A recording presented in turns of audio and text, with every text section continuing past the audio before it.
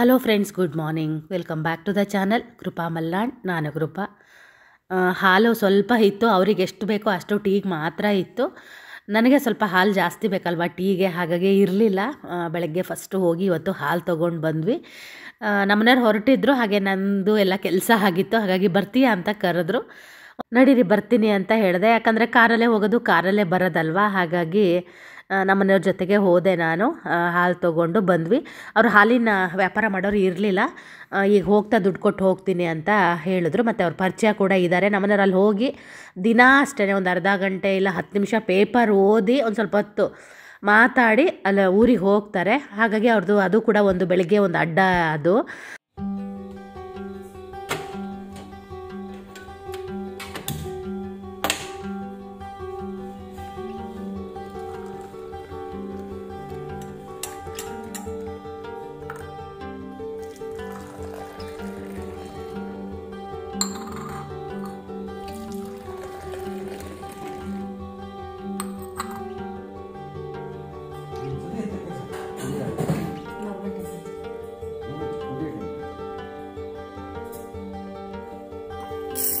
ಹಾಗೆಯೇ ತಿಂಡಿ ಇವತ್ತು ಇಡ್ಲಿ, ಹಾಗಾಗಿ ಅದಕ್ಕೆ ವಡೆ ಮಾಡು ಅಂತ ಹೇಳಿದ್ರು.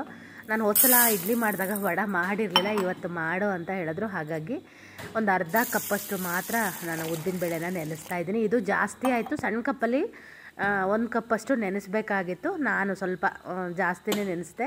ಹಾಗೆಯೇ ನುಗ್ಗೆ ಸೊಪ್ಪು ಖಾಲಿಯಾಗಿತ್ತು, ಮತ್ತು ತರೋದಕ್ಕೆ ಹೇಳಿದ್ದೆ ನಮ್ಮ ತೋಟದಿಂದ. ತೊಗೊಬಂದಿದ್ದಾರೆ ನೆನ್ನೆನೆ. ಅದಕ್ಕೂ ಸ್ವಲ್ಪ ಬಾಡ್ದಂಗೆ ಆಗಿತ್ತು, ಅದಕ್ಕೆ ನೀರಲ್ಲಿ ತೊಳೆದು ಹಾಗೆ ಇಟ್ಟಿದ್ದೆ. ಈಗ ಬಿಡಿಸಿ ಎಲ್ಲ ರೆಡಿ ಮಾಡಿ ಒಂದು ಬಾಕ್ಸಿಗೆ ಹಾಕಿ ಇಟ್ಕೊತೀನಿ.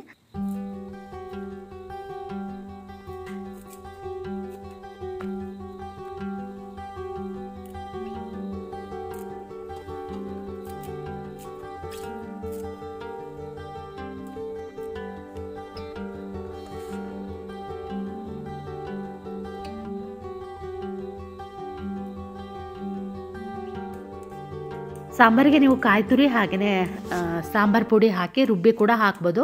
ಅಚ್ಕಾರದ ಪುಡಿ ಎಲ್ಲ ಸ್ವಲ್ಪ ಈ ಥರ ಹುರಿದು ಮಸಾಲ ಹುರಿದು ಹಾಕಿದ್ರೆ ಟೇಸ್ಟು ಚೆನ್ನಾಗಿರುತ್ತೆ ಅಂತ ಈ ಥರ ಇಡ್ಲಿಗೆ ಮಾಡ್ತೀನಿ ನಾನು. ಇಲ್ಲಾಂದರೆ ಈ ಥರ ಮಾಡಲ್ಲ. ತುಂಬ ಏನಾದರೂ ಚೆನ್ನಾಗಿರೋ ಸಾರು ಊಟ ಮಾಡಬೇಕು ಅನ್ನಿಸ್ದಾಗ ಈ ಥರ ಮಾಡ್ತೀನಿ. ಸ್ವಲ್ಪ ಎಣ್ಣೆ ಹಾಗೆಯೇ ಈರುಳ್ಳಿ ಹಾಕಿದ್ದೀನಿ, 1 ಟೊಮೆಟೊ, ಸ್ವಲ್ಪ ಕರಿಬೇವು, ಒಂದು ಚೂರು ಅಕ್ಕಿನ ಹಾಕಿದ್ದೀನಿ. ಬಸಳೆ ಗಿಡ ಯಾಕೋ ಗೊತ್ತಿಲ್ಲ ಹೆಚ್ಚಿಗೆ ಚೆನ್ನಾಗಿ ಆಗೇ ಇಲ್ಲ ಈ ಸಲ. ಅದು ಎಲ್ಲ ಬಳ್ಳಿ ಅದ್ರ ಮೇಲೆ ಹತ್ತಿಬಿಟ್ಟಿದೆ. ಅದು ಏನದು ಅಲಸಂದೆ ಅಂತಾರಲ್ವ, ಅದ್ರ ಬಳ್ಳಿ. ಈಗ ಅಲಸಂದೆ ಬಳ್ಳಿ ಎಲ್ಲ ಸತ್ತೋದ್ಮೇಲೆ ಮತ್ತೆ ನಾನು ಹೊಸದಾಗಿ ಬಸಳೆ ಗಿಡನ ಸರಿ ಮಾಡ್ಕೊಬೇಕು. ಒಂದು ಕವರಲ್ಲಿ ಹಾಕಿದ್ದೆ, ಅದಂತೂ ಪೂರ್ತಿ ಹೋಗಿಬಿಟ್ಟಿದೆ. ನಮ್ಮ ಸಿಂಬ ಏನೋ ತಂದು ಕೆಲಸ ಇದೆ ಅನ್ನೋರಂಗೆ ನಾನು ಹಿಂದಿಂದೆ ಸುತ್ತರಿತಾ ಇರ್ತಾನೆ. ಹಾಗೆ ಬಸಳೆ ಸೊಪ್ಪು ಎಷ್ಟಿತ್ತು ಅಷ್ಟು ಕೊಯ್ಕೊಂಡೆ. ಅಲಸಂದೆ ತುಂಬ ಇತ್ತು, ಅದನ್ನೇ ಹಾಕಿ ಸಾಂಬಾರು ಮಾಡೋಣ ಅಂತ ಮಾಡ್ತಾಯಿದ್ದೀನಿ. ಎಷ್ಟು ತರಕಾರಿ ಸಿಗ್ತಾಯಿದೆ ಅಂದರೆ ನನಗೆ ಎಷ್ಟು ಖುಷಿ ಅನ್ನಿಸ್ತಾ ಇದೆ. ನಿಜ ಹೇಳ್ತೀನಿ, ನಾನು ಸಂತೆ ಮಾಡಿದೆ ಯಾವುದೋ ದಿನ ಆಗಿ ಹೋಗಿದೆ. ಇವಾಗ ನಾವು ಬೆಂಡೆಕಾಯಿಗಾದರೂ ಇದಕ್ಕೆ ಹೋಗ್ತಿದ್ವಿ ಸಂತೆಗೆ. ಈಗ ಬೆಂಡೆಕಾಯಿ ನಮ್ಮನೆಯಲ್ಲೇ ಬಿಡೋದ್ರಿಂದ ನಾನು ಸಂತೆ ಮಾಡಿದೆ ತುಂಬ ದಿನ ಆಗಿದೆ. ಹಸಿಮೆಣ್ಸು ಯಾವಾಗೋ ಒಂದು ಅರ್ಧ kg ತಂದಿದ್ದು, ಅದೇ ಈಗ ಖಾಲಿ ಆಗ್ತಾ ಇದೆ. ಸಂತೆಗೆ ಹೋಗಬೇಕು, ಯಾವಾಗ ಹೋಗ್ತೀನೋ ಗೊತ್ತಿಲ್ಲ. ಅದು ಊರಿಗೆ ಹೋದೆ, ಬರೀ ಅದೇ ಆಗೋಯ್ತಲ್ಲ. ಹಾಗೆಯೇ ನಾನು ತರಕಾರಿ ಎಲ್ಲ ಕೊಯ್ಕೊಂಬರೋ ಜೊತೆಗೆ ಸೀದು ಹೋಗ್ಬಿಟ್ಟಿತ್ತು. ಸ್ವಲ್ಪ ನಾನು ಆ ಕಡೆನೇ ಲಕ್ಷ್ಯ ಕೊಟ್ಟಿದ್ದೆಲ್ಲ, ಹಾಗಾಗಿ ಅದಕ್ಕೆ ಸ್ವಲ್ಪ ಅಚ್ಕಾರದ ಪುಡಿ, ಸಾಂಬಾರು ಪುಡಿ, ಕಾಯಿ ತುರಿ ಹಾಕಿದ್ದೀನಿ. ಹಾಗೆ ಇದಕ್ಕೆ ಸ್ವಲ್ಪ ಹುಣಸೆ ಹಣ್ಣನ್ನು ಹಾಕಿ ರುಬ್ಬಿದ್ರೆ ಸಾಂಬಾರಿನ ಖಾರ ಕೂಡ ರೆಡಿ ಆಗುತ್ತೆ. ನೋಡಿ ಎಷ್ಟೊಂದು ಅಲಸಂದೆ ಸಿಕ್ಕಿದೆ. ಈ ಅಲಸಂದೆನ ನಾನು ಸಣ್ಣಕ್ಕೆ ಹೆಚ್ಚಿದೆ, ಇಲ್ಲಾಂದರೆ ಸಾಂಬಾರಿಗಾಗಿದ್ದಕ್ಕೆ ಅಂದರೆ ಇಡ್ಲಿಗೆ. ಅದೇ ನಾವು ಊಟಕ್ಕೆ ಸಾಂಬಾರು ಮಾಡ್ತೀವಿ ಅಂದರೆ ಉದ್ದುದ್ದ ಹೆಚ್ಚಿದ್ರೆ ಚೆನ್ನಾಗಿರುತ್ತೆ. ಮತ್ತು ಇದ್ರ ಜೊತೆ ಆಲೂಗಡ್ಡೆ ಹಾಕಿ ಮಾಡಿದ್ರೆ ಸಾಂಬಾರು ತುಂಬಾ ಚೆನ್ನಾಗಿರುತ್ತೆ. ಸೇಮ್ ಬೀನ್ಸು ಮತ್ತು ಆಲೂಗಡ್ಡೆ ಹಾಕಿದಾಗ ಆಗುತ್ತೆ ಗೊತ್ತಾ, ಅದೇ ಥರ ಅನಿಸುತ್ತೆ. ನಾನು ಇದಕ್ಕೆ ಕಲ್ತಿದ್ದು ಅಮ್ಮನ ಹತ್ರನೇ. ಅವರು ಎಲ್ಲದನ್ನು ಸಾಂಬಾರು ಮಾಡ್ತಾರೆ. ನನಗೆ ನಿಜ ಹೇಳ್ತೀನಿ, ಬೆಂಡೆಕಾಯಿ ಎಲ್ಲ ಸಾಂಬಾರು ಮಾಡೋದು ಗೊತ್ತೇ ಇರಲಿಲ್ಲ. ಅಮ್ಮನ ನೋಡೇ ನಾನು ಕಲ್ತಿದ್ದು. ನಮ್ಮನೆಯವ್ರಿಗೆ ಭಾಳ ಅಂದರೆ ಭಾಳ ಇಷ್ಟ ಬೆಂಡೆಕಾಯಿ ಸಾಂಬಾರು. ಮಾಡದೆ ತುಂಬ ದಿನ ಆಯಿತು, ಒಂದಿನ ಮಾಡಬೇಕು. ನೋಡಿ ಬಸಳೆ ಸೊಪ್ಪು ಎಷ್ಟು ಸಿಕ್ತಿತ್ತು ಅಲ್ಲ, ಇವತ್ತು ಇಷ್ಟು ಸಿಕ್ಕಿದೆ. ಅದೇ ಅಂತ ಇದ್ದೆ ನಮ್ಮನೆಯವರಿಗೆ, ಅದನ್ನು ಕಿತ್ತು ಬೇರೆ ಕಡೆ ಎಲ್ಲಾದರೂ ನಡೋಣ ಅಂತ ಹೇಳ್ತಾ ಇದ್ದೆ. ಹಾಗೆ ಮಾಡೋಣ ಅಂತ ಇದ್ದರು. ನನಗೂ ತುಂಬ ದಿನದಿಂದ ಪುಂಡಿ ಸೊಪ್ಪು ತಿನ್ನಬೇಕು ಅಂತ ಅನ್ನಿಸ್ತಾ ಇತ್ತು. ಮಾಡದೆ ತುಂಬ ದಿನ ಕೂಡ ಆಗೋಗಿತ್ತು. ಆದರೆ ಸೊಪ್ಪೇ ಸಿಗ್ತಾಯಿಲ್ಲ, ಇಷ್ಟಿಷ್ಟೇ ಸಿಗ್ತಾಯಿದೆ. ಅದೇ ಬರೀ ನಾನು ಸಾಂಬಾರು ಮಾಡಿನೇ ಖಾಲಿ ಮಾಡ್ತಾಯಿದ್ದೀನಿ. ಈಗ ಇಡ್ಲಿನೂ ಜಾಸ್ತಿ ಮಾಡ್ತಾಯಿದ್ದೀನಿ. ನಮ್ಮನೆಯವ್ರಿಗೆ ಇಡ್ಲಿ ಯಾಕೋ ಇಷ್ಟ ಆಗಿಬಿಟ್ಟಿದೆ. ದೋಸೆ ಮಾತ್ರ ಮಾಡಬೇಡ ಅಂತಾರೆ. ಹಾಗಂತ ಮಾಡದೇ ಇರೋಕ್ಕಾಗುತ್ತಾ, ಎಲ್ಲದನ್ನೂ ಮಾಡಲೇಬೇಕಾಗುತ್ತೆ.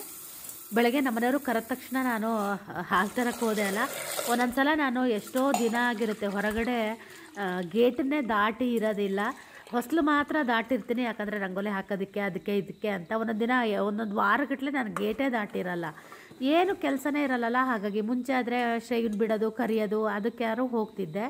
ಇವಾಗ ಅದು ಇಲ್ದಂಗೆ ಆಗಿದೆಯಲ್ಲ, ಹಾಗಾಗಿ ಒಂದೊಂದು ಸಲ ಬೇಜಾರು ಥರ ಅನಿಸುತ್ತೆ.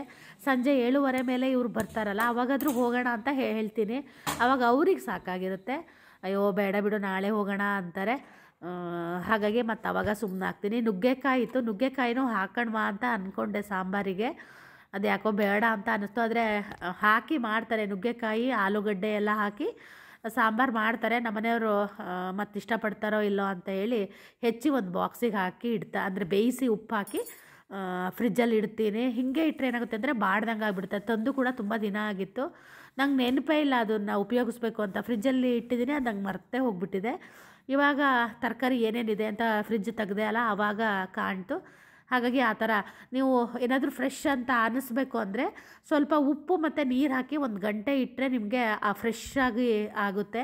ಈಗ ನೀವು ಸಂತೆಗಳಲ್ಲಿ ತರಕಾರಿ ಅಂದರೆ ಸೊಪ್ಪನ್ನ ಫ್ರೆಶ್ ಆಗೋಕ್ಕೆ ಮಾಡ್ತಾರೆ ಅಂತ ಹೇಳೋದಕ್ಕೊಂದು ಕೆಮಿಕಲ್ ಹಾಕ್ತಾರೆ ಅಂತಾರೆ ಗೊತ್ತಾ, ಅದೆಲ್ಲ ಸುಳ್ಳೆ ಅಂತ, ಹಾಕಲ್ಲ ಅಂತ. ಈ ಥರ ಉಪ್ಪು ಮತ್ತು ನೀರಲ್ಲಿ ನೆನೆಸಿಟ್ರೆ ತುಂಬ ಫ್ರೆಶ್ ಆಗುತ್ತಂತೆ ಸ್ವಲ್ಪ ಹೊತ್ತಿಗೆ. ನಾನು ಕೂಡ ಅದನ್ನು ಫೀಲ್ ಮಾಡಿದ್ದೀನಿ, ಹಾಗಾಗಿ ನಿಮಗೂ ಕೂಡ ಹೇಳ್ತಾ ಇದ್ದೀನಿ. ಹಾಲು ತಂದಿದ್ದೆ ಅಲ್ಲ, ಹಾಲು ಕಾದ ತಕ್ಷಣ ಒಂದು ಒಳ್ಳೆ ಘಮ ಬರುತ್ತಲ್ವ, ಆವಾಗ ಟೀ ಕುಡಿಬೇಕು ಅಂತ ಅನಿಸುತ್ತೆ.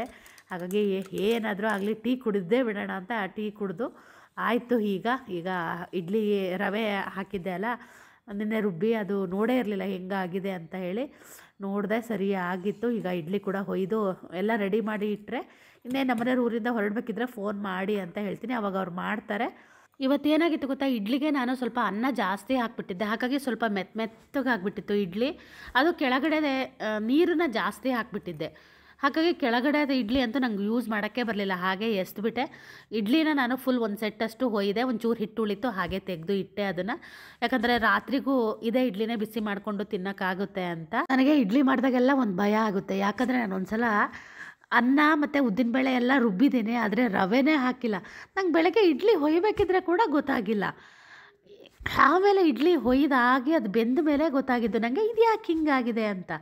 ಆಮೇಲೆ ನೋಡಿದ್ರೆ ನಾನು ರವೆ ಹಾಕಿಲ್ಲ ಅಂತ. ಅದಕ್ಕೆ ಈಗ ಫಸ್ಟು ಇಡ್ಲಿಗೆ ಅನ್ನ ಮತ್ತು ಉದ್ದನ್ನ ರುಬ್ಬಿದ ತಕ್ಷಣ ಫಸ್ಟ್ ಹಾಕೋದೆ ನಾನು ರವೆನ.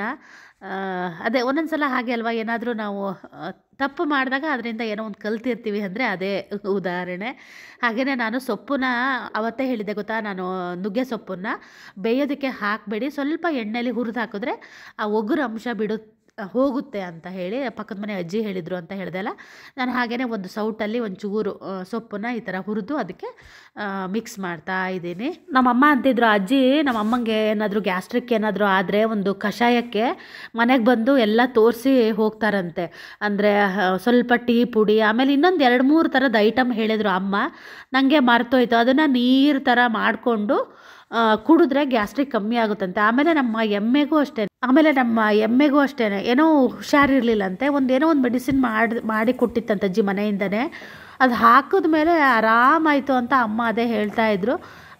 ಅವ್ರಿಗೆ ಹಾಗೆ ಅಲ್ವಾ ಒಂಥರ. ಆವಾಗೆಲ್ಲ ಎಲ್ಲಿತ್ತು ಹಾಸ್ಪಿಟ್ಲುಗಳು ಅದು ಇದು ಏನೂ ಇರಲಿಲ್ಲ, ಮನೆ ಮದ್ದುನೇ ನಡೀತಾ ಇತ್ತು. ಇವಾಗೆಲ್ಲ ಹಾಸ್ಪಿಟ್ಲಿಗೆ ಹೋದ್ರೇ ಎಲ್ಲರಿಗೂ ಆರಾಮಾಗೋದು. ಹಾಸ್ಪಿಟ್ಲ್ ಮುಖ ನೋಡಿ ದುಡ್ಡು ಖರ್ಚು ಮಾಡಿದ್ರೆ ಯಾರಿಗೂ ಕಾಯಿಲೆ ಆರಾಮೇ ಆಗೋದಿಲ್ಲ. ನಾನೊಂಚೂರು ಹಾಗೇನೆ ಹಾಸ್ಪಿಟ್ಲಿಗೆ ಹೋಗೋದು ತುಂಬ ಕಮ್ಮಿ. ನನಗಿನ್ನೇನು ತಡ್ಕೊಳಕ್ಕೆ ಆಗಲ್ಲ ಅನ್ನೋ ಟೈಮಲ್ಲಿ ಮಾತ್ರ ನಾನು ಹೋಗೋದು.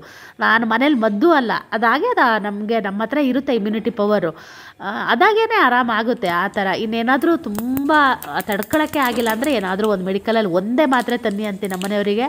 ನಮ್ಮನೆಯವ್ರ ಮಾತು ಕೇಳದೆ ಒಂದು 2-3 ಮಾತ್ರೆ ತರ್ತಾರೆ. ಒಂದು ಮಾತ್ರೆ ತಿಂತೀನಿ, ಅವಾಗ ನಂಗೆ ಆರಾಮಾಗಿಬಿಡುತ್ತೆ. ಹಾಗೆ ಚಟ್ನಿ ಕೂಡ ಆಯಿತು. ನನಗೆ ಮೊನ್ನೆ ಯಾರೋ ಕೇಳ್ತಾಯಿದ್ರು ಚಟ್ನಿನ ರುಬ್ಬೇಕಿದ್ರೆ ಬಿಸಿ ನೀರು ಹಾಕಬೇಕಾ ಅಂತ.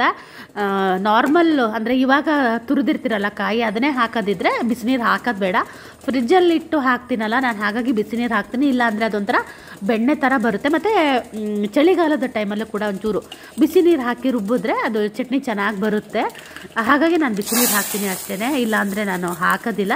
ನಾನು ಯಾವಾಗಲೂ ಅಷ್ಟೇ ಕಾಯಿನ ತುರಿದು ಫ್ರಿಜ್ಜಲ್ಲಿ ಇಟ್ಕೊಂಡಿರ್ತೀನಲ್ವ, ಹಾಗಾಗಿ ಸ್ವಲ್ಪ ಬಿಸಿ ನೀರನ್ನು ಹಾಕ್ತೀನಿ. ಹಾಗೆಯೇ ಉದ್ದಿನ ಬೇಳೆ ಕೂಡ ರುಬ್ಬಿ ಇಟ್ಟೆ.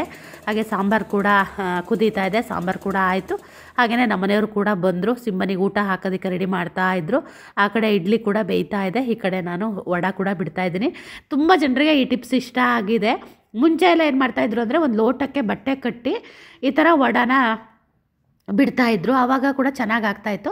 ನನಗೆ ಆ ಬಟ್ಟೆ ಅದೆಲ್ಲರೂ ಒಂದು ಕಡೆ ಇಡು, ಆಮೇಲೆ ಹುಡುಕು, ಅದೆಲ್ಲ ನಂಗೆ ಆಗೋದಿಲ್ಲ. ಅದಕ್ಕೇ ನಂಗೆ ಗೊತ್ತಿರುತ್ತೆ ಇದು ಇದೆ, ಇಲ್ಲೇ ಇದೆ ಅಂತ ನಂಗೆ ಗೊತ್ತಿರುತ್ತೆ. ಆದ್ರೂ ಇಡೀ ಊರು ತುಂಬ ಹುಡುಕಿರ್ತೀನಿ. ಆಮೇಲೆ ಇದೆಲ್ಲ ಕೆಲಸ ಆದಮೇಲೆ ಅವು ಅಲ್ಲಿಟ್ಟಿದ್ದೆ ಅಂತ ನಂಗೆ ನೆನಪಾಗುತ್ತೆ. ಅದಕ್ಕೇ ನಾನು ಈ ಥರ ಸೋಸೆ ಹಿಟ್ಟನ್ನ ನೀರಲ್ಲಿ ನೆನೆಸಿಟ್ಕೊಂಡು ಆ ನೀರನ್ನೆಲ್ಲ ಕೊಡಗ್ಬಿಟ್ಟು ಅದ್ರ ಮೇಲೆ ಈ ಥರ ತಟ್ಟಿ ಇಡ್ತಾ ಇದ್ದೀನಿ. ನೋಡಿ, ಇಡ್ಲಿ ಕೂಡ ಬೆಂದಿದೆ. ಆದರೆ ಕೆಳಗಡೆದು ಮಾತ್ರ ಇಡ್ಲಿ ಬರಲೇ ಇಲ್ಲ. ಹಾಗೆ ದನ ಬಂದಿತ್ತು, ಅದಕ್ಕೆ ನಾನು ಕೊಟ್ಟೆ. ಬಿಸಿ ಬಿಸಿ ಇಡ್ಲಿ, ಬಿಸಿ ಬಿಸಿ ಸಾಂಬಾರು, ಹಾಗೆಯೇ ವಡೆ ಚಟ್ನಿ ಸೂಪರಾಗಿ ಇರುತ್ತೆ. ನಿಮಗೆ ಕಾಣ್ತಾ ಇರ್ಬೋದು ನೋಡಿ ನನ್ನ ಕೆಳಗಡೆ ಇಡ್ಲಿ ಹೆಂಗಾಗಿದೆ ಅಂತ. ವಡೆ ಮಾತ್ರ ತುಂಬ ಚೆನ್ನಾಗಾಗಿತ್ತು. ರುಬ್ಬೋದಕ್ಕೆ ನಾನು ಚೂರು ಅಕ್ಕಿ ಹಿಟ್ಟನ್ನು ಹಾಕಿದ್ದೆ. ಹಾಗೆಯೇ ಸ್ವಲ್ಪ ಉಪ್ಪು ಅಷ್ಟೇ ಹಾಕೋದು. ನಾನು ಸೋಡಾ ಆ ಥರ ಏನೂ ಹಾಕೋದಿಲ್ಲ. ಸ್ವಲ್ಪ ಅಕ್ಕಿ ಹಿಟ್ಟು ಹಾಕಿದ್ರೆ ಗರಿ ಗರಿಯಾಗಿ ಬರುತ್ತೆ. ಮತ್ತು ತುಂಬ ಹೊತ್ತು ಅದನ್ನು ರುಬ್ಬಬೇಕಾಗುತ್ತೆ. ಮಿಕ್ಸಿಲಿ ಮಾಡೋದಕ್ಕಿಂತ ಗ್ರೈಂಡ್ರಲ್ಲಿ ಮಾಡಿದ್ರೆ ಚೆನ್ನಾಗಾಗುತ್ತಂತೆ. ನಾವು ಮಾಡೋ ಒಂದು ಲೋಟಕ್ಕೆ ನಾನು ಎಲ್ಲಿ ಗ್ರೈಂಡ್ರ್ ಹುಡ್ಕೊಂತ ಹೋಗಲಿ ಅಲ್ವಾ. ನನ್ನ ಅಳತೆ ಸತ್ತಕ್ಕಾಗಿರೋ ಗ್ರೈಂಡ್ರ್ ಸಿಗಲ್ಲ ಅನಿಸುತ್ತೆ. ಹಾಗಾಗಿ ನಾನು ಮಿಕ್ಸಿಲೇ ಮಾಡ್ತೀನಿ. ನೋಡ್ಬೋದು ಚೆನ್ನಾಗಿ ಬರುತ್ತೆ. ನಮ್ಮನೆಯವ್ರು ಈಗ ಒಂದು ಹೊಸ ನಾಟಕ ಕಲ್ತಿದ್ದಾರೆ, ಇಡ್ಲಿ ಮಾಡಿದಾಗ ವಡೆ ಮಾಡು ಅಂತ ಹೇಳಿ. ನಾವು ಒಂದೊಂದು ದಿನ ಮಾಡೋದೇ ಇಲ್ಲ ಅಂತ ಹೇಳ್ತೀನಿ. ಆವಾಗ ಸುಮ್ಮನೆ ತಿಂತಾರೆ. ಒಂದೊಂದು ಸಲ ನನಗೆ ಪಾಪ ಅನಿಸುತ್ತೆ, ಹಾಗಾಗಿ ಮಾಡಿ ಕೊಡ್ತೀನಿ. ಇವತ್ತಿನ ಬೆಳಗ್ಗೆ ಬ್ರೇಕ್ಫಾಸ್ಟ್ ನಂದು ಇವತ್ತು ಇಡ್ಲಿ ಜಾಸ್ತಿ ಆಯಿತು. ನಾನು ಯಾವಾಗಲೂ ಒಂದು ಇಡ್ಲಿ ತಿಂತೀನಿ, ಒಂದು ವಡೆ ತಿಂತೀನಿ. ಇವತ್ತು ಅವರು ನಾನು ಎಷ್ಟು ಹಾಕಿದ್ದೀನೋ ಅಷ್ಟು ತಿನ್ನಬೇಕು ಅಂತ ಹೇಳಿದ್ರು. ಹಾಗಾಗಿ ಇವತ್ತು ತಿಂದೆ, ಸ್ವಲ್ಪ ಜಾಸ್ತಿ ಆಯಿತು. ಒಂದಿನ ಜಾಸ್ತಿ ತಿಂದರೆ ಏನಾಗಲ್ಲ, ಮಧ್ಯಾಹ್ನ ಸ್ವಲ್ಪ ಕಮ್ಮಿ ತಿನ್ಬೋದು ಅಂತ. ಹಾಗೆ ಎಣ್ಣೆ ಬಿಸಿ ಇತ್ತಲ್ವ, ನಾನು ತಿಂಡಿ ತಿಂದರೂ ಬಿಸಿ ಇತ್ತು. ಹಾಗಾಗಿ ಮತ್ತೆ ಒಂದು ಸಲ ಸ್ಟವ್ ಹಚ್ಚಿ ಮಧ್ಯಾಹ್ನ ಇದೇ ಸಾಂಬಾರು ಇರುತ್ತಲ್ವ, ಅದಕ್ಕೇ ಮತ್ತೆ ಏನು ಮಾಡೋದು ಅಂತ ಹೇಳಿ ಹಪ್ಪಳನ ಆದರೂ ಕರಿಯೋಣ ಅಂತ ಹಪ್ಪಳನ ಕರೆದು ಒಂದು ಬಾಕ್ಸಿಗೆ ಹಾಕಿ ಇಡ್ತೀನಿ. ಮತ್ತೇನಾದರೂ ಒಂದು ಮಂಗನ ಮಾಡಬೇಕಲ್ಲ, ಇಲ್ಲ ಅಂದರೆ ಜೀವನ ನಡಿಬೇಕಲ್ವ. ಈಗ ಬೆಳಗ್ಗೆ ಇಡ್ಲಿಗೆ ಮಾಡಿರೋ ಸಾಂಬಾರು ಅಂದರೆ ರಗಳೆ ಮಾಡ್ತಾರೆ. ಅದಕ್ಕೆ ಈ ಥರದ್ದು ಏನಾದ್ರು ಒಂದಿದ್ರೆ ಸುಮ್ಮನೆ ಊಟ ಮಾಡ್ತಾರೆ ಅಂತ. ನಿಜ ಹೇಳ್ತೀನಿ, ಅವ್ರು ತಿನ್ನೋದಲ್ಲ. ನಂಗೆ ಅವ್ರು ಹಂಗೆ ಹೇಳಿ ನನಗೇ ಇಡ್ಲಿ ಸಾಂಬಾರು ಅಂದರೆ ಇಷ್ಟ ಆಗೋದಿಲ್ಲ. ಅದಕ್ಕೇ ನಾನು ಒಂದು ಐಡಿಯಾ ಮಾಡಿದೆ, ಏನು ಅಂತ ನಿಮಗೆ ಆಮೇಲೆ ತೋರಿಸ್ತೀನಿ.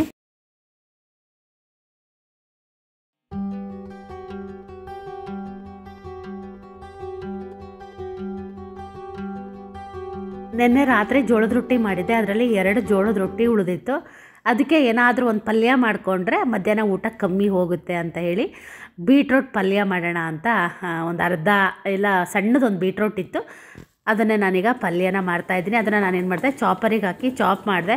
ಹೆಚ್ಚೋದಕ್ಕೆ ತುಂಬ ಟೈಮ್ ತೊಗೊಳುತ್ತೆ. ಹಾಗಾಗಿ ಚಾಪರಿಗೆ ಹಾಕಿದ್ರೆ ತುಂಬ ಸಣ್ಣ ಕೂಡ ಆಗುತ್ತಲ್ವ.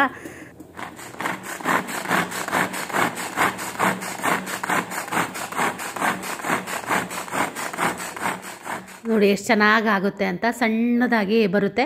ನಾನು ಇದರಲ್ಲಿ ಒಂದು ರಾಯ್ತ ಮಾಡೋದನ್ನು ನೋಡಿದ್ದೆ. ಅದು ಎಷ್ಟು ತಿಂಗಳಾಯಿತು ಗೊತ್ತಾ, ನಂಗೆ ಮಾಡೋಕ್ಕೆ ಆಗಿಲ್ಲ. ಒಂದಿನ ಮಾಡಬೇಕು, ನಿಮಗೂ ಕೂಡ ಅದನ್ನು ಶೇರ್ ಮಾಡ್ತೀನಿ.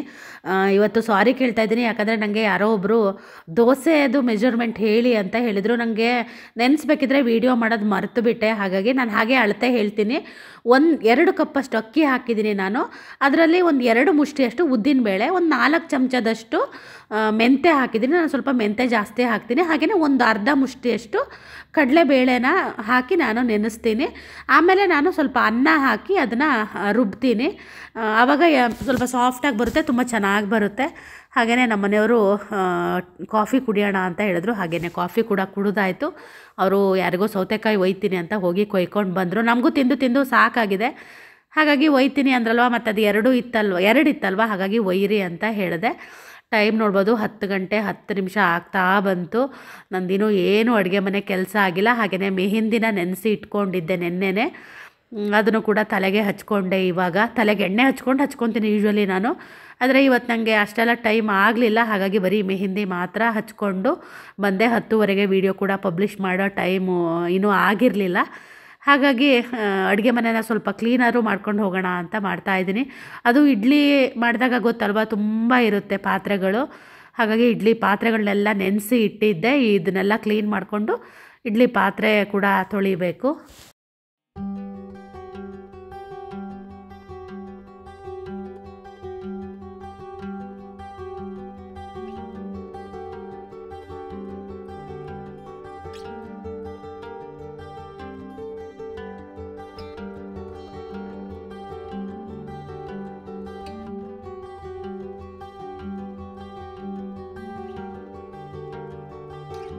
ಜೀವನದಲ್ಲಿ ನಾನು ಕಂಡಿರೋ ಕನಸೇ ಬೇರೆ, ಆದರೆ ನಡೀತಿರೋದೇ ಬೇರೆ ಅಂತ ನನಗೆ ಅನ್ನಿಸ್ತಾ ಇದೆ. ನಿಮಗೂ ಯಾರಿಗಾದರೂ ಮದುವೆ ಆದಮೇಲೆ ನಿಮಗೆ ಹಾಗೆ ಅನಿಸಿದೆಯಾ ಅಂತ ನನಗೆ ಕಮೆಂಟಲ್ಲಿ ತಿಳಿಸಿ. ಮದುವೆಕ್ಕಿಂತ ಮುಂಚೆ ಹಾಗಿರ್ಬೇಕು ಹೀಗಿರಬೇಕು ಅಂತೀವಿ, ಮದುವೆ ಆದಮೇಲೆ ಇದಿಷ್ಟೇನಾ ಜೀವನ ಅನ್ನೋಕ್ಕೆ ಶುರು ಆಗಿಬಿಡುತ್ತೆ. ಒಂದೊಂದ್ಸಲ ಬೇಜಾರು ಅನ್ಸುತ್ತೆ, ಒಂದೊಂದ್ಸಲ ಇದನ್ನು ಕೂಡ ನಾವು ಎಂಜಾಯ್ ಮಾಡಬೇಕಾಗುತ್ತೆ. ನಮ್ಮ ದೊಡ್ಡವರು ಗಾದೆಗಳು ಮಾಡಿರ್ತಾರಲ್ಲ, ಅದು ಯಾವುದು ಸುಳ್ಳಾಗಿರಲ್ಲ ನೋಡಿ. ಮದುವೆ ಆಗೋ ತನಕ ಹುಚ್ಚಿಬಿಡಲ್ಲ ಅಂತೆ, ಹುಚ್ಚಿಬಿಡೋ ತನಕ ಮದುವೆ ಆಗಲ್ಲ ಅಂತೆ. ನನಗಿವತ್ತು ಯಾಕೋ ಆ ಗಾದೆ ನೆನಪಾಯಿತು, ವಿಡಿಯೋ ಎಡಿಟ್ ಮಾಡಬೇಕಿದ್ರೆ ಅದೇ ಹಾಗೆ ಅನ್ನಿಸ್ತು ನನಗೆ. ಒಂದೊಂದು ದಿನ ಬೇಜಾರಾಗ್ತಿರುತ್ತಲ್ವ, ಇದರಿಂದ ಎಲ್ಲ ಬಿಟ್ಟಾಕಿ ಎಲ್ಲಾದರೂ ಓಡೋಗ್ಬಿಡೋಣ ಅನಿಸುತ್ತೆ. ಎಲ್ಲಿ ಹೋಗೋದು ಓಡಿ ಅಲ್ವಾ. ನಮ್ಮನೆಯವ್ರು ಹಂಗೆ ಅಂದಾಗ ಅಂತಾರೆ, ನೀನು ಈಗ ದಪ್ಪ ಆಗಿದೆಯಾ, ಓಡೋದಕ್ಕೂ ಆಗಲ್ಲ ಬಿಡು ಅಂತ ಹೇಳಿ ತಮಾಷೆ ಮಾಡ್ತಿರ್ತಾರೆ ನನಗೆ. ಅವ್ರು ಹೇಳೋದು ಒಂಥರ ಸರಿ ಅಂತ ಅನಿಸ್ತು. ಹಾಗೆಯೇ ಬೆಡ್ಶೀಟ್ ಕೂಡ ಚೇಂಜ್ ಮಾಡಿದೆ, ಸುಮಾರು ದಿನ ಆಗಿಬಿಟ್ಟಿತ್ತು, ಹಾಗಾಗಿ ಇವತ್ತೆಲ್ಲ ಚೇಂಜ್ ಮಾಡಿದೆ. ಆ ಪಿಲ್ಲೋ ಕವರ್ ಗೊತ್ತಾ, ಎಲ್ಲೆಲ್ಲೋ ಇಟ್ಟಿದ್ದೀನಿ, ಒಂದು ನೆಟ್ಟಿಗೆ ಸಿಗಲಿಲ್ಲ. ಹಾಗಾಗಿ ಯಾವ್ಯಾವುದೋ ಸಿಕ್ಕಿದ್ನೆಲ್ಲ ಹಾಕಿ ಬಡ್ದಿದ್ದೀನಿ ಇವತ್ತು. ನಾನು ಹಾಗೇ ತುಂಬ ಅದನ್ನು ಒಂದು ಕಡೆ ಜೋಡಿಸಿ ಇಟ್ಟಿರ್ತೀನಿ, ಆಮೇಲೆ ಅದು ನನಗೇ ನೆನಪಿರಲ್ಲ ಅದು ಎಲ್ಲಿ ಇಟ್ಟಿದ್ದೀನಿ ಅಂತ ಹೇಳಿ. ಇವತ್ತು ಕೂಡ ಹಾಗೇ ಆಯಿತು. ಹಾಗೆಯೇ ಈಗ ಸ್ನಾನ ಕೂಡ ಆಯಿತು. ಈಗ ಮತ್ತೆ ಅಡುಗೆ ಮನೆಗೆ ಬಂದೆ. ಪಲ್ಯ ಮಾಡೋಣ ಅಂಥೇಳಿ ಮೊಳಕೆ ಬಸಿರೋ ಹೆಸರು ಕಾಳು ಕೂಡ ಇತ್ತು, ಅದನ್ನು ಕೂಡ ಹಾಕಿ ಮಾಡೋಣ ಅಂತ ಮಾಡ್ತಾಯಿದ್ದೀನಿ. ಯಾಕಂದರೆ ಸ್ವಲ್ಪ ಮಾತ್ರ ಇತ್ತು ಬೀಟ್ರೋಟು, ಹಾಗಾಗಿ ಅದು ನಾನು ತಲೆಗೆ ಮೆಹಂದಿ ಕಲಿಸಿದ್ದೆ ಅಲ್ಲ, ಅದಕ್ಕೆ ಹೆಚ್ಚಿ ಉಳಿದಿತ್ತು. ಅದಷ್ಟಿತ್ತು, ಅಷ್ಟನ್ನೇ ಹಾಕಿ ಮಾಡೋಣ ಅಂದ್ಕೊಂಡೆ. ತುಂಬ ಕಮ್ಮಿ ಅಂತ ಅನ್ನಿಸ್ತು. ಹಾಗಾಗಿ ಸ್ವಲ್ಪ ಮೊಳಕೆ ಬರಿಸಿರೋ ಹೆಸರು ಕಾಳನ್ನ ಹಾಕಿದೆ. ಹಾಗೆಯೇ ಬೆಳಗ್ಗೆ ಸಾಂಬಾರಿಗೆ ಖಾರ ರುಬ್ಬಿದ್ದೆ ಅಲ್ಲ, ಅದರಲ್ಲಿ ಚೂರು ಅದನ್ನು ಕೂಡ ಎತ್ತಿಟ್ಟಿದ್ದೆ. ಈ ಥರ ಸಾಂಬಾರಿನ ಖಾರ ಕೂಡ ಹಾಕಿ ಮಾಡಿದ್ರು ಕೂಡ ಚೆನ್ನಾಗಿರುತ್ತೆ. ನಾನು ಯಾಕೆ ಹಿಂಗೆ ಮಾಡಿಕೊಂಡೆ ಗೊತ್ತಾ, ನಾನು ಇದನ್ನು ಅನ್ನಕ್ಕೂ ಕೂಡ ಕಲಿಸ್ಕೊಂಡು ತಿನ್ಬೋದು ಅಂತ ಹೇಳಿ. ನನಗೆ ಈ ಥರ ಪಲ್ಯನ ಸ್ವಲ್ಪ ಕೊಬ್ಬರಿ ಎಣ್ಣೆ ಇಲ್ಲ ತುಪ್ಪ ಹಾಕ್ಕೊಂಡು ಅನ್ನಕ್ಕೆ ಕಲಿಸ್ಕೊಂಡು ಮಿಡಿ ಉಪ್ಪಿನಕಾಯಿ ಹಾಕ್ಕೊಂಡು ತಿಂತೀನಿ. ನಂಗೆ ಸ್ವಲ್ಪ ಅಭ್ಯಾಸ ಇದೆ. ಹಾಗೆಯೇ ಸ್ವಲ್ಪ ಬಿಸಿ ನೀರು ಹಾಕಿ ಕುಕ್ಕರಲ್ಲಿ ಒಂದು ವಿಷಲ್ ಹೊಡಿಸ್ತೀನಿ. ಉಪ್ಪು, ಹುಳಿ, ಸ್ವಲ್ಪ ಬೆಲ್ಲ ಹಾಕಿದ್ದೀನಿ ಅಷ್ಟೇ, ಮತ್ತು ಇನ್ನೇನೂ ಹಾಕಿಲ್ಲ. ತುಂಬಾ ಚೆನ್ನಾಗಿರುತ್ತೆ. ಇದು ದೋಸೆಗೆ ಕೂಡ ನೀವು ಮಾಡ್ಬೋದು, ಚೆನ್ನಾಗಿರುತ್ತೆ. ನಾನಿವತ್ತು ಜೋಳದ ರೊಟ್ಟಿ ಉಳಿದಿತ್ತಲ್ವ, ಅದಕ್ಕೆ ಮಾಡ್ಕೊತಾ ಇದ್ದೀನಿ. ಹಾಗೆಯೇ ಪಲ್ಯ ಆದ ನಂತರ ಈ ಕುಕ್ಕರನ್ನು ತೊಳೆದು ಮತ್ತು ಇದರಲ್ಲೇ ನಾನೀಗ ಅನ್ನಕ್ಕೆ ಕೂಡ ಇಡಬೇಕು.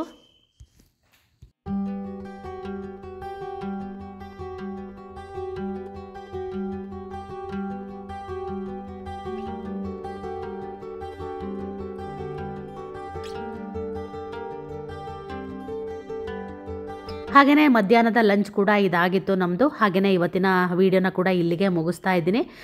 ನಿಮಗೆಲ್ಲ ಇಷ್ಟ ಆಗಿರುತ್ತೆ ಅಂತ ಅಂದ್ಕೊತೀನಿ. ಹಾಗೆಯೇ ನೆಕ್ಸ್ಟ್ ವೀಡಿಯೋದಲ್ಲಿ ಸಿಗ್ತೀನಿ. ಅಲ್ಲಿ ತನಕ ಬಾಯ್.